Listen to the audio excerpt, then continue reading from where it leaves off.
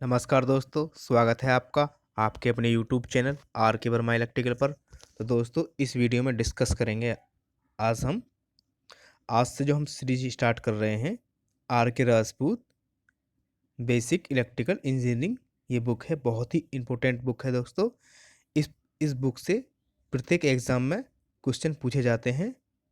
बस इस बुक की एक प्रॉब्लम है थोड़ी सी, ये ये बुक सिर्फ इंग्लिश में ही आपको मिलेगी। और थोड़ी सी समस्या यही रहती है ज़्यादातर बच्चों के लिए कि वो इंग्लिश में इसको कन्वर्ट नहीं कर पाते हैं, वरना इसके जो क्वेश्चन हैं वो सभी एग्जाम के लिए बहुत ही इम्पोर्टेंट और ज़्यादातर पूछे जाते हैं। तो चलिए फिर विस्तार से बात करेंगे। वीडियो स्टार्ट करने से पहले आपसे रिक्वेस्ट है, यदि आप चैनल पर नए हैं तो प्लीज़ चैनल को सब्सक्राइब कर लें और साथ में बेल आइकन को प्रेस कर लें, जिससे कि आने वाली वीडियो का नोटिफिकेशन आपको सबसे पहले प्राप्त हो सके। और आप हमारे टेलीग्राम ग्रुप को भी ज्वाइन कर लें, जिसका लिंक आपको वीडियो के डिस्क्रिप्शन में मिल जाएगा। तो चलिए फिर देखते हैं पहले क्वेश्चन से। The SI unit of power is, यानी पावर की जो एसआई यूनिट होती है वो क्या होती है? तो दोस्तों, हेनरी, कूलम्ब, वाट, वाट आवर। तो दोस्तों, हेनरी की बात करें तो हेनरी ये यूनिट होती है वो आपकी इंडक्टेंस की आपकी यूनिट होती है हेनरी। और कूलम्ब आवेश की आपकी कूलम्ब होती है। वाट घंटा आपकी एनर्जी की होती है। और दोस्तों, पावर की जो एसआई यूनिट होती है वो आपकी वाट होती है। बिल्कुल यहीं से क्वेश्चन उठाया जाता है और बहुत ही एग्जाम में ज़्यादातर ये पूछा गया है क्वेश्चन, और राइट आंसर आपका वाट रहेगा। दोस्तों, कमेंट करके ये बताएं, अगर आपको वीडियो अच्छी लगे और सॉल्यूशन अच्छा लगे तो कमेंट करके ज़रूर बताएं। इससे अगला पार्ट फिर लेकर आएंगे, अन्यथा फिर जो पहले चल रही है आपकी सीरीज़ यूथ कंपटीशन टाइम की वन लाइनर, वहीं से फिर स्टार्ट करेंगे। आगे चलते हैं। Electric pressure is also called, यानी विद्युत दाब को इस नाम से भी पुकारा जाता है। तो किस नाम से? आपका रजिस्टेंस, पावर, वोल्टेज, एनर्जी। तो आपका विद्युत दाब को आपका वोल्टेज के नाम से भी पुकारा जाता है। तो राइट आंसर आपका वोल्टेज रहेगा। दोस्तों, बहुत ही इंपॉर्टेंट क्वेश्चन है इस बुक के, तो वीडियो में प्लीज़ अंत तक बने रहें। आगे चलते हैं। The substance which have a large number of free electron and offer A low resistance is called, यानी वो सबस्टेंस कौन सा है जिसमें बहुत इलेक्ट्रॉनों की संख्या बहुत अधिक होती है और एक लो रेजिस्टेंस को आपका प्रोवाइड करता है। तो क्या कहा जाता है उसे? तो आपका उसे आपका कंडक्टर कहा जाता है। और कंडक्टर की बात कर लेते हैं, जिसमें मुक्त इलेक्ट्रॉनों की संख्या बहुत अधिक होती है और एक लो रेजिस्टेंस का धारापथ प्रदान करता है, तो उसे आपका कंडक्टर कहा जाता है। और इंडक्टर की बात करें, सॉरी इंसुलेटर की बात करें, तो इंसुलेटर में मुक्त इलेक्ट्रॉनों की संख्या नगण्य या शून्य होती है और इसमें विद्युत धारा का प्रवाह संभव नहीं है, आपका इंसुलेटर कहलाता है। अब बात करते हैं सेमीकंडक्टर यानी अर्धचालक की। तो अर्धचालक में मुक्त इलेक्ट्रॉनों की संख्या यानी अर्धचालक की जो चालकता होती है वो चालकों और कुचालकों के मध्य होती है। और इसमें जो इसका चालकता है, इसका तापमान बढ़ाकर भी इसकी चालकता को बढ़ाया जा सकता है, जबकि कंडक्टरों में ऐसा नहीं है। तो दोस्तों, राइट आंसर आपका कंडक्टर रहेगा। आगे चलते हैं। Out of following which is not a poor conductor, यानी निम्नलिखित में से कौन सा एक कमजोर या पुअर यानी पुअर कंडक्टर आपका नहीं है? तो आपका नॉट ए पुअर कंडक्टर,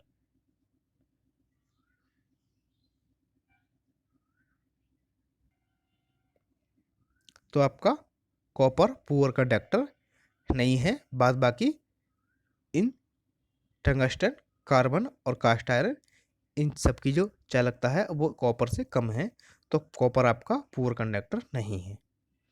आगे चलते हैं। Out of the following which is an insulating material, यानी निम्नलिखित में से कौन सा इंसुलेटिंग मटेरियल है। तो आपका कॉपर, गोल्ड, सिल्वर, ये आपके कंडक्टिव मटेरियल यानी चालक पदार्थ हैं। और बाद बाकी पेपर की बात करें तो पेपर में मुक्त इलेक्ट्रॉनों की संख्या शून्य या नगण्य होती है, तो आपका इंसुलेटिंग मटेरियल है। तो राइट आंसर आपका डी रहेगा। आगे चलते हैं। The property of a conductor due to which it pass current is called, यानी कंडक्टर की क्या प्रॉपर्टी है जिसके कारण ये धारा को पास करता है, उसे क्या कहते हैं। तो आपका कंडक्टेंस के कारण आपका धारा को आगे पास कर देता है, यही इसकी प्रॉपर्टी है। तो राइट आंसर आपका सी रहेगा। आगे चलते हैं। कंडक्टेंस इज रेसिप्रोकल ऑफ, यानी कंडक्टेंस किसके समान है या अनुरूप है। तो आपका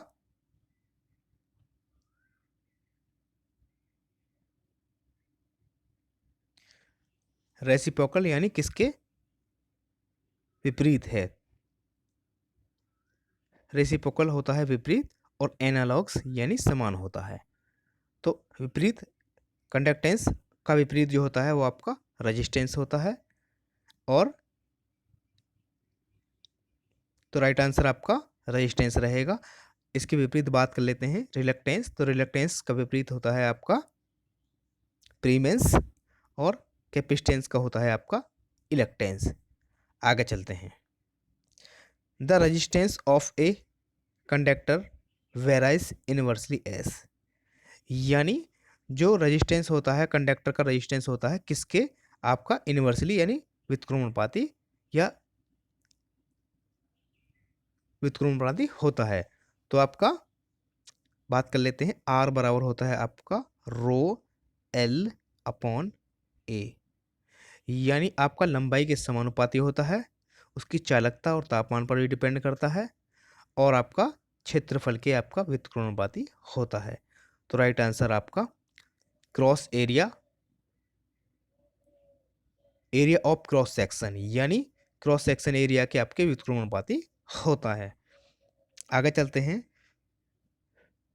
with rise in temperature the resistance of pure metal, यानी यदि प्योर मेटल यानी शुद्ध धातुओं का प्रतिरोध बढ़ाया जाए, यानी तापमान बढ़ाया जाए, तो प्रतिरोध पर आपका क्या प्रभाव पड़ेगा। तो बात कर लेते हैं। मेटल यानी कंडक्टर का चालकों का तापमान बढ़ाने पर उनका प्रतिरोध आपका बढ़ जाता है। अब बात कर लेते हैं सेमीकंडक्टर। तो सेमीकंडक्टर का तापमान बढ़ाने पर उनका प्रतिरोध घट जाता है और चालकता बढ़ जाती है। तो राइट आंसर आपका इंक्रीज रहेगा, यानी बढ़ जाएगा। With the rise in temperature the resistance of semiconductor, वही क्वेश्चन है सेमीकंडक्टर के बारे में पूछ लिया गया है अब की बार। तो सेमीकंडक्टर का आपका तापमान बढ़ाने पर प्रतिरोध आपका घट जाता है, यानी डिक्रीज घट जाता है। आगे चलते हैं। The resistance of a copper wire 200 metre long is 21 ohm of its thickness diameter आपको 0.4 mm दिया गया है। तो रेजिस्टेंस आपको the specific resistance of around, यानी स्पेसिक रेजिस्टेंस आपको कितना निकल कर आएगा तो आपको ज्ञात करना है। तो आप निकाल सकते हैं आर बराबर आपको रो एल अपॉन ए से आप निकालेंगे। यहाँ से आप रो बराबर R A, rho is equal to R A upon L, यहाँ से आप निकाल, इस फॉर्मूला की सहायता से आप निकाल सकते हैं। आपको रेजिस्टेंस आपको दिया गया है 21 ओम, और आपको लेंथ भी आपको 21 ओम दिया गया है, लेंथ आपको 200 मीटर दी गई है और एरिया आपको निकालना है। एरिया आपको में दिया गया है, यानी 0.04 का आपका मीटर बना लेंगे और फिर यानी आपको area equal to pi R square निकाल लेंगे। आर आपको निकालेंगे इसके y2 करके, यानी 0.22 आपकी आर निकल जाएगी और आपको इसको मीटर में चेंज कर लेना है। मीटर के लिए आपका 1000 से और डिवाइड कर देंगे। इस प्रकार आप निकाल सकते हैं। तो राइट आंसर आप कमेंट करके अवश्य बताएं इस क्वेश्चन का। आगे चलते हैं।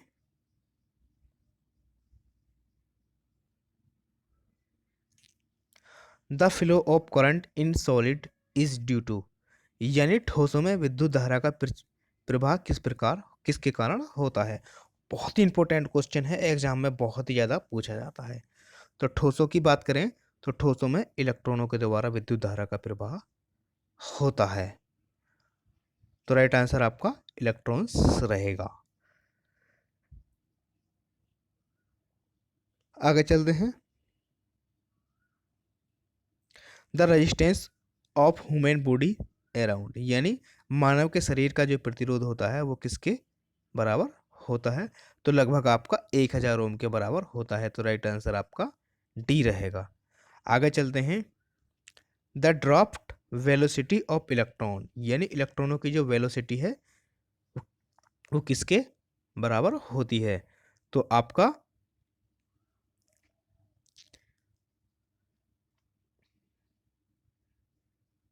Very small as compare of speed of light, यानी प्रकाश की जो चाल होती है उसकी तुलना में बहुत कम होती है। आगे चलते हैं। One commercial unit of energy equal, यानी आपकी ऊर्जा की जो कमर्शियल यूनिट होती है वो किसके बराबर होती है। तो आपकी 1 किलोवाट घंटा, यानी 1 kWh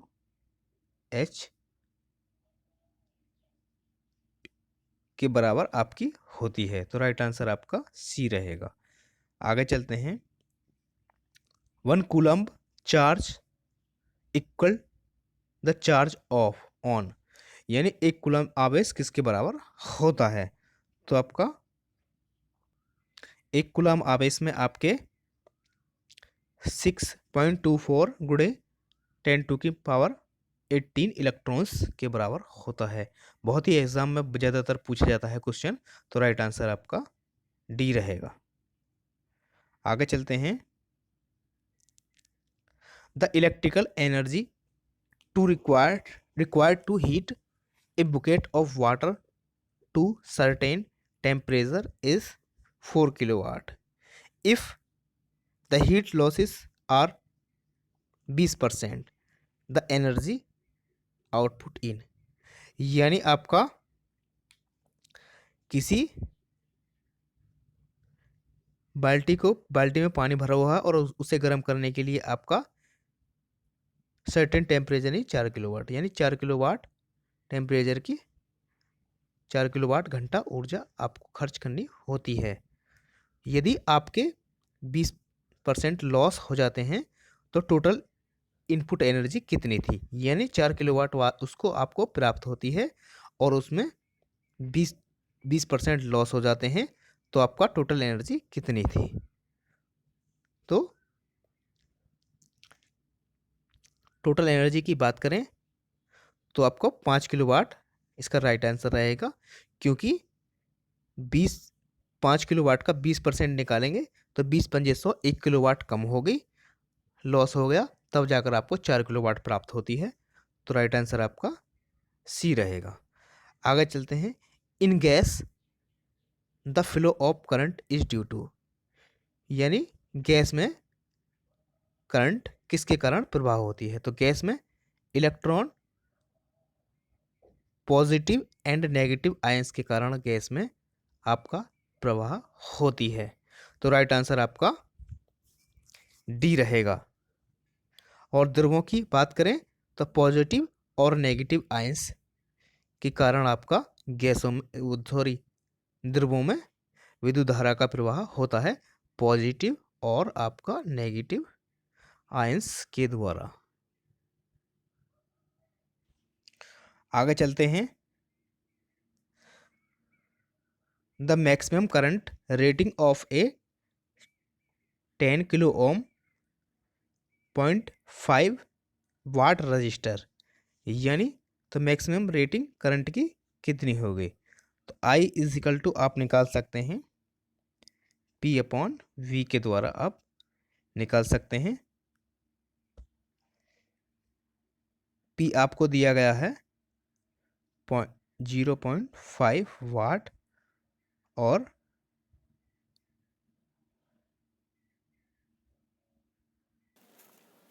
तो राइट आंसर आपका बी रहेगा। आगे चलते हैं। An electrical lamp consume 100 watt of power, यानी एक इलेक्ट्रिकल लैंप जो है विद्युत लैंप आपका 100 वाट पावर खर्च करती है। इफ़ द सप्लाई वोल्टेज, यानी सप्लाई वोल्टेज आपका 200 वोल्टेज है, then energy consume in 30 minute, यानी आपकी 30 मिनट में जो ऊर्जा खर्च हुई है उसको आपको ज्ञात करना है। तो बहुत ही सिंपल है। एनर्जी इज इक्वल टू होता है आपका वी आई इंटू टी, और वी आई का मान आपको दिया गया है 100 वाट गुणा टी आपको 30 मिनट दिया गया है। तो 30 मिनट को आपका घंटा में बदलना पड़ेगा, क्योंकि ऊर्जा जो होती है आपकी कंज्यूम एनर्जी वो किलोवाट घंटा में होती है। तो इस प्रकार आप देखेंगे 2 तिये 6 और आपकी 2 से आपका 50 वार कट जाएगा। तो दोस्तों बहुत ही आसान है, आप निकाल सकते हैं। ई इजिकल टू होता है आपका V into I into T. तो आप वी की आपको वैल्यू दी गई है 220 वोल्टेज गुणे आई, आप निकाल सकते हैं पी अपॉन वी, यानी पी का मान आपको 100 वाट बटे वी 220 वोल्टेज गुणा टी, यानी समय आपको मिनट में दिया गया है जिसको आपको घंटा में बदलना होगा। तो 30/60। बहुत ही आसान है दोस्तों, निकाल सकते हैं। 220 से आपका 220 कट जाएगा, 0 से आपका 0 कट गया, 2 से आपका 3 से आपका तो कट कर आपका आ जाएगा। एक बार फिर देख लेते हैं।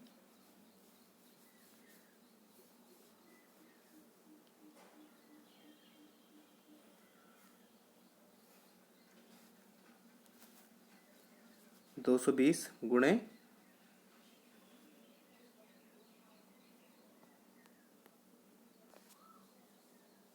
काट पीट कर आपका वहाँ से आप निकालेंगे तो राइट आंसर आपका बी निकल कर आ जाएगा, इतने किलोवाट घंटा, क्योंकि वहाँ से आपको 50 वाट घंटा निकल कर आएगा। उसको डिवाइड करेंगे 1000 से तो आपका राइट आंसर ये निकल कर आ जाएगा। आगे चलते हैं।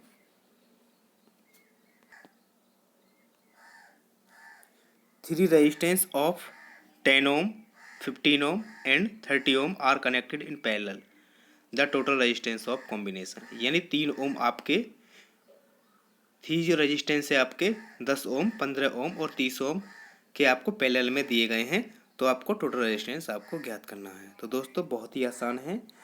जब आपके समांतर में जुड़े हों प्रतिरोध तो आपका सबसे कम वाला जो प्रतिरोध है उससे भी आपका कम ही प्राप्त होगा। तो आप देख लेंगे सबसे कम आपका 5 ओम है, तो राइट आंसर आपका 5 ओम रहेगा। या फिर इससे नहीं तो आप 1/RT is equal to 1/R1 plus 1/R2 plus 1/R3 से भी आप ज्ञात कर सकते हैं।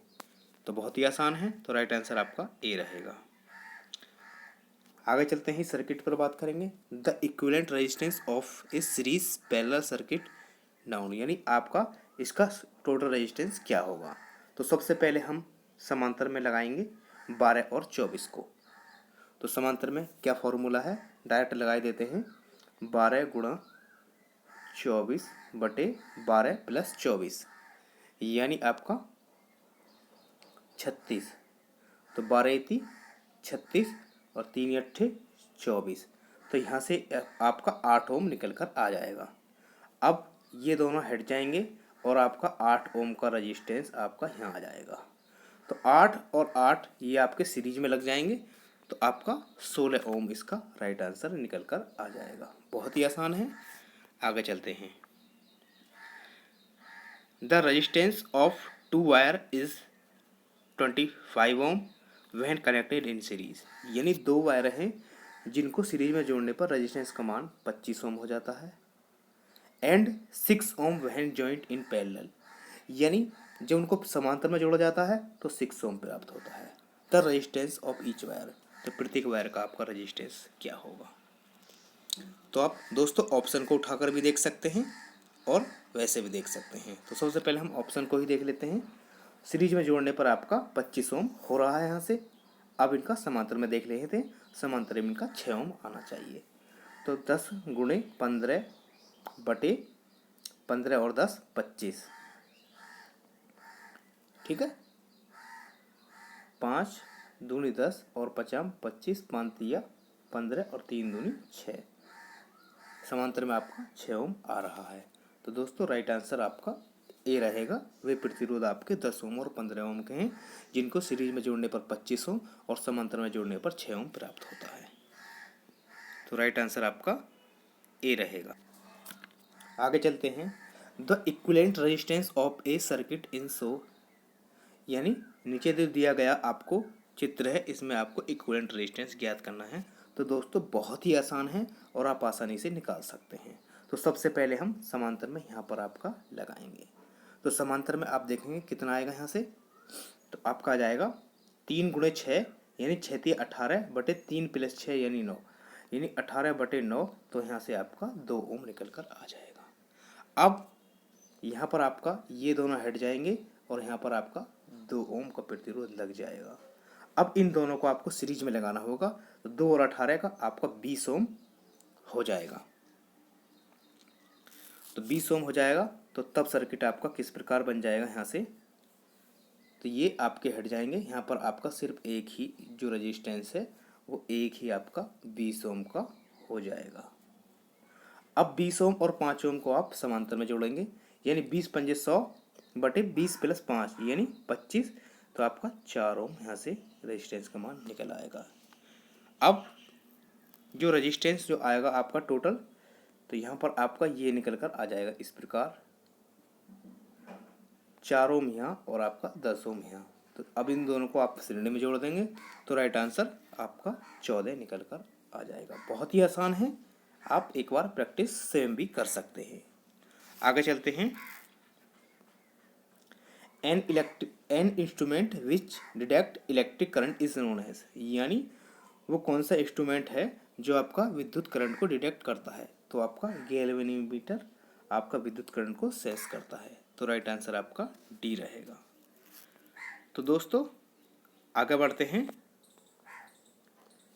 The equivalent resistance of the circuit so, यानी नीचे दिए गए सर्किट में आपको तुल्य प्रतिरोध ज्ञात करना है। तो बहुत ही आसान है, एक बार फिर निकाल सकते हैं। तो आपको इन दोनों में लगाना है आपको समांतर क्रम में। तो समांतर क्रम में निकालेंगे तो आपका कितना आ जाएगा, 12 गुणे 60 बटे 12 प्लस 60 यानी 72 आ जाएगा। तो 12 छंग 72 और 10 छक्के 60, यानी आपका जो यहाँ पर आ जाएगा वो 10 ओम का एक आ जाएगा, बाद बाकी ये कट जाएंगे। अब इन तीनों में आपका समांतर क्रम लगा देंगे। इन तीनों में से समांतर क्रम लगाएंगे, फिर दोनों को आपका सीरीज में लगा देंगे।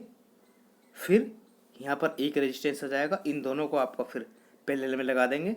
फिर यहाँ पर एक बन जाएगा, तो इन दोनों को फिर आप सीरीज में लगा देंगे। तो इस प्रकार आप रेजिस्टेंस का मान ज्ञात करते हैं। तो दोस्तों आप कमेंट करके इसका आंसर ज़रूर बताएं। और इसके ऑप्शन की बात करें तो इसके ऑप्शन ये रहेंगे, तो कमेंट करके हमें अवश्य बताएं। तो दोस्तों कैसी लगी वीडियो आपको? वीडियो अच्छी लगी हो तो प्लीज़ लाइक करें और अपने दोस्तों को ज़्यादा से ज़्यादा शेयर करें और हमें कमेंट करके अवश्य बताएं कि इससे अगले पार्ट हम लेकर आएँ या नहीं आएँ। Thank you for watching this video.